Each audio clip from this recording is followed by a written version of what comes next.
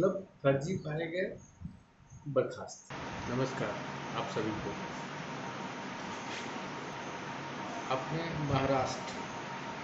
महाराष्ट्र की बात सुनी होगी। एक आईएएस अधिकारी हैं, प्रशिक्षु हैं, नाम है पूजा खेड़कर।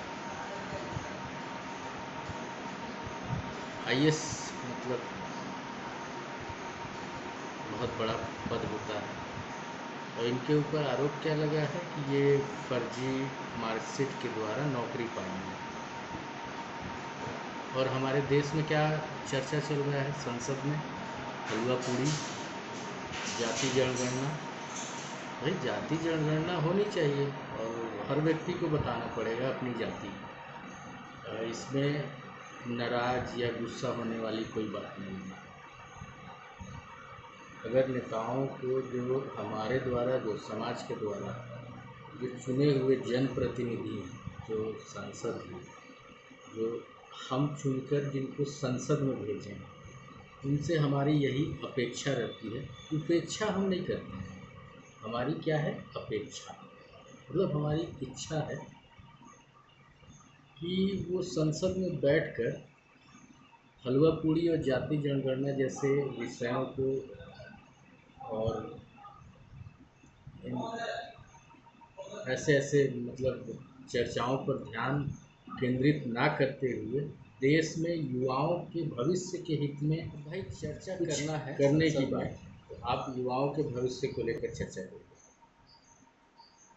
अब आप देश में देख ही रहे हैं कि मतलब आईएएस लेवल तक जो है फर्जीवाड़ा चल रहा है।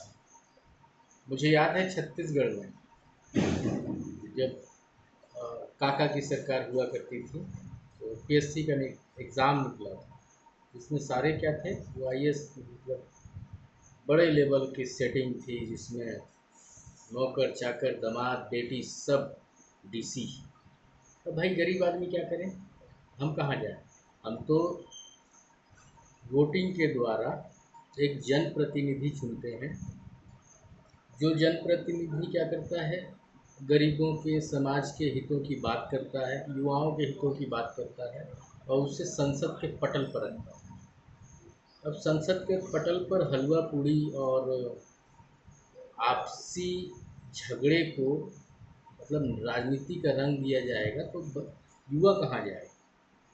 युवाओं के लिए आपको कुछ करना चाहिए और आपको करना क्या है वो आप जान रहे हैं, किसी को बताने की आवश्यकता नहीं है।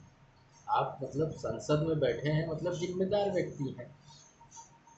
भाई हमारी अपेक्षा तो यही है कि देश में जो फर्जीवाड़े हो रहे हैं, जो फर्जी दस्तावेज से लोग नौकरी कर रहे हैं, उनके लिए कठोर कानून बनाया जाए। ऐसे लोगों को चिन्हित कर आजीवन कारावास हो, ताकि युवाओं का भविष्य बच सके। अगर देखा जाए तो सरकारी विभागों में बहुत से ऐसे लोग हैं जो फर्जी दस्तावेज से काम कर रहे हैं।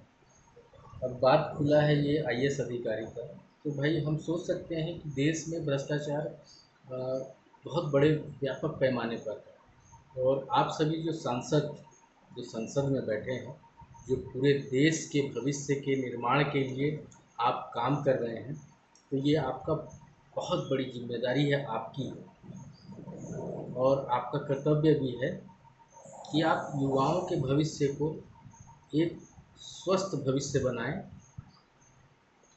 ताकि वो अपने परिवार के निर्वहन के लिए कहीं भी छोटी मोटी नौकरी आसानी से पा सकें। और जो बिना मेहनत के, जो फर्जी दस्तावेज से जो अधिकारी, कर्मचारी या कोई भी संस्था या कोई भी कॉलेज अगर ये फर्जी दस्तावेज जारी करता है ना, ऐसे लोगों को चिन्हित कर उम्र कैद की सज़ा दीजिए आप। तभी सही मायने में आप देश के जनप्रतिनिधि हैं। अन्यथा आप बस सैलरी उठाने वाले जनप्रतिनिधि रह जाएंगे। हम तो यही कहेंगे। मेरा आप सबसे, जितने संसद में बैठे हैं 543 लोग, उन सबसे निवेदन है कि देश में जो ये बड़े पैमाने पर ये जो कैंसर फैला हुआ है, कैंसर हमारे शरीर में नहीं है, ये भारत भी हमारा एक शरीर है जिसे हम भारत माता कहते हैं। अब इस देश में, इस भारत में अगर कैंसर फैला है तो हर क्षेत्र में फैला है। मैं ये नहीं कहूँगा कि किसी एक राज्य में फैला है, ये हमारे पूरे जम्मू कश्मीर से लेके नीचे कन्याकुमारी तक, गुजरात से लेके असम, मणिपुर, मिजोरम तक, ये चारों दिशाओं में जो है कैंसर फर्जी दस्तावेज के रूप में फैला हुआ है। और आपका कर्तव्य बनता है सर, रिस्पेक्ट, आप सबका रिस्पेक्ट करता हूँ और इसलिए बहुत विनम्रता से एक निवेदन करना चाहता हूँ कि बच्चों के और नागरिकों के भविष्य के लिए कम से कम संसद में बैठकर केवल ऐसा ना हो कि आप वेतन उठाएं, बल्कि फर्जी दस्तावेज जो देश में चल रहे हैं, बन रहे हैं और उनसे नौकरियां पाई जा रही हैं, उनके विषय में कठोर निर्णय लेने का समय आ चुका है। क्योंकि ये ऐसा नहीं है कि ये बीमारी आज ही फैली है, ये बीमारी शुरू से, आज़ादी के बाद से ये फैलती चली आ रही है और आज बहुत विकराल रूप ले लिया है। मैं स्वयं इसका पीड़ित हूँ। मैं स्वयं फर्जी दस्तावेज, मतलब मेरी जगह पर कोई और कर रहा है, मैं उसका पीछा नहीं छोड़ रहा हूँ और छोड़ूंगा भी नहीं। लेकिन आप सबसे एक निवेदन है सर, जितने भी मेरे 543 सांसद वहाँ बैठे हुए हैं, कि आप लोग एक कठोर निर्णय लीजिए और देश हित में, बच्चों के हित में, नागरिकों के हित में, युवाओं के हित में कठोर फैसले, कठोर कानून बनाइए, ताकि जो फर्जी दस्तावेज से नौकरी करते हैं और नौकरी दिलवाते हैं और जो जारी करते हैं, उनको उम्र कैद हो। और एक चीज़ मैं इस वीडियो में मेंशन करना चाहूँगा कि आप जो बोलते हैं ना कि अरे यार तुम्हारा फर्जी दस्तावेज है, मैं जांच करवाऊँगा, ये जांच शब्द सर इस अपनी संविधान की डिक्शनरी से या संविधान की किताब से ना निकाल दीजिए।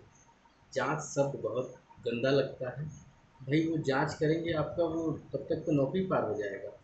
ये हमारा सिस्टम ऐसा है कि किसी को सज़ा नहीं देता है, इसलिए आप उसको तत्काल, मतलब फर्जी पाए गए, बर्खास्त, टर्मिनेट, सीधा सीधा।